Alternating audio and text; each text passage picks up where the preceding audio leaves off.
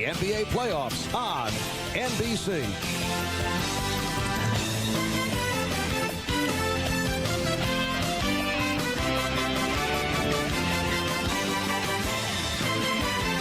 Christian Javier brings it. There it goes. Swanson touches one off. 5-0 Atlanta here in the fifth.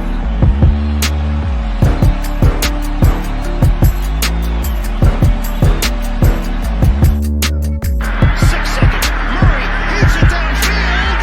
It is caught. It is caught. DeAndre Hopkins.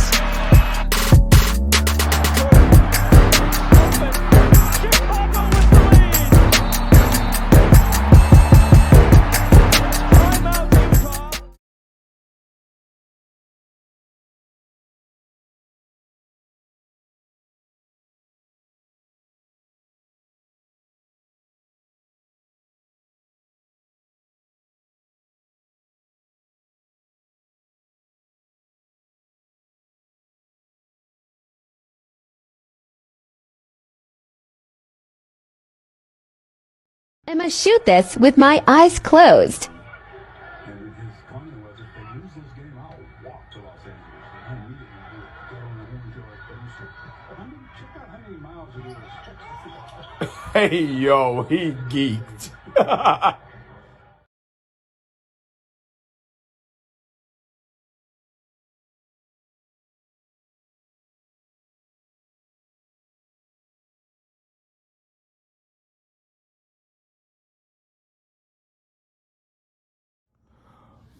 Oh, LeBron James. Didn't last summer, around August 4th, 2021, you came out with a quote on Twitter that you was telling us to keep that same energy to all your haters. And I think it went a little something like this.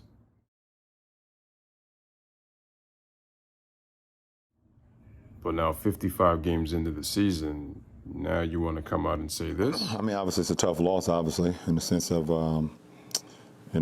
wanted to, get back into the winning ways. And but we don't come into the game expecting anything but everybody's best. And, second half, for the majority of the second half, we got the best out of Portland. They shot the ball extremely well from the three. I mean, they started the game 0 for 11 from three, and from that point on, they went 10 for 21 or 10 for 20. 10 for 21 from the three-point line in the second half. So, and then, our turnovers, obviously 28 points off 21 turnovers is a killer. Every time we turned the ball over, majority of them was me. It was almost like pick Hey, at sixes, least you admitted it, because your fans will never say it's your fault when it comes to the turnovers. Basically running in for a touchdown every time. So that's not an ingredient for winning basketball. Quick question about your knee. There was one play in transition where it looked like you kind of got grabbed. I just wondered if that affected you at all, and how the knee held up in this. No, that didn't affect me, but I felt it a little bit. Kind of got grabbed from behind. Going full speed by Justice, and kind of took a wrong step and felt it a little bit. But it didn't affect me for the remainder of the game. It was just a little sore for a couple possessions. I hope that same knee isn't keeping you from playing against Golden State on Saturday, because that'll be the ultimate blow after losing to the G League Blazers. Change again on this team. How would you pinpoint kind of where that came from? I know this has been a high turnover team, but what was the issue tonight on that side with that aspect of the game? I don't know. I mean, some of it was unforced, some of them was forced turnovers. We just got to be better with the ball. A few of my turnovers was just, I don't want to say careless, but the last one that I had was actually an unbelievable play by Dennis Smith. We had a 2-on-1, and he was. The fanboys, here's a fun fact. Since y'all love to use longevity so much when it comes to the GOAT case with LeBron, did you know that LeBron is #1 all-time in turnovers, and Westbrook is 9th? But LeBron James is #1. But it's all Russ's fault, right? Being a point guard of tonight's team, and and then trickle down to everybody else. So take full responsibility of that.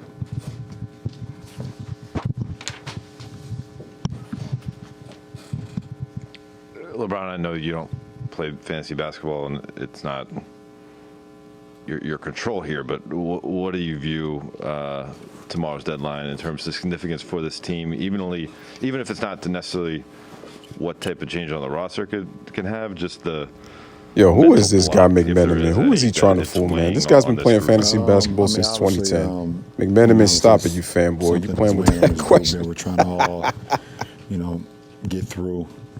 You know, almost feels like it's, you know, like fog.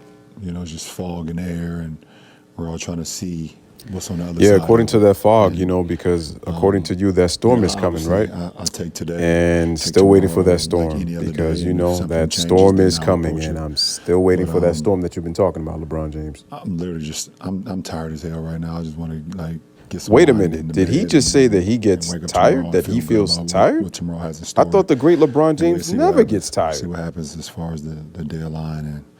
But other than that, I'm kind of just focused on what we can do to be better. To follow up on that, LeBron, when you talk about being tired, I mean, obviously the last stretch has been rough on your body, but are you just talking about? No, I'm sleepy, tired. Sleepy. That's what I'm talking about. But this fog they're talking about with the deadline coming up, just the mental fatigue of that. When do you feel like that really started coming on? And No, I mean, listen, the mental fatigue is always a part of the season. I mean, it's a marathon, it's a long season that happens, and it's even more of a fatigue when you're losing ball games. I mean, so that's just that's the mental side of it. But you know, just staying as sharp as possible. You know, keeping your mind, you know, into how we can get better, how we can be more prepared, how we can have less breakdowns, both offensively and defensively. So that, as far as the mental side for me, that never changes. I never get to a point where I'm just like out of it. If I'm on the floor, I'm into it the whole time. Yes, LeBron, you and the Lakers were so into it that as a team, y'all had 21 turnovers. You had 6 of them, and Russ had none, and yet you still after the lost. Knicks game, you With said Russ you having told 0 Russ that he could turnovers. text you later that night. I'm just wondering, have you connected with him over these last couple of days, kind of as everything's been going on? And, Yeah, I have. And then, like, where do you feel like he's? I have a feeling you're not going to divulge a whole lot of like dialogue, but like, could you contextualize kind of where he's at with everything's out there about him, and obviously, you know, the deadline coming up, and I mean, he wants to be better, and he wants to do what, you know, put us in a position where we can win ball games. And with him on the floor, he wants to, you know, make plays. He wants to, you know, lead his team like he's capable of doing it, like he's done in his career. He wants to prove to people, prove to himself that, you know, he knows he belongs on a championship ball club. So basically what you're saying is you basically use Russ as a scapegoat, as a win-win for you so you don't get the blame. And in your conversation, you was trying to basically say you tried to trade him, but guess what?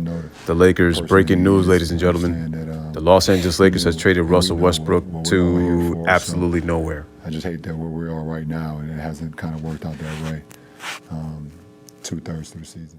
I mean, remember, you said to keep that same energy. I mean, that's what we all doing out here. For the ones that notice the BS, we just keeping that same energy. Or are we still haters, right? You know, so many times, and I just wish they would just stop. You know what I mean? Just stop.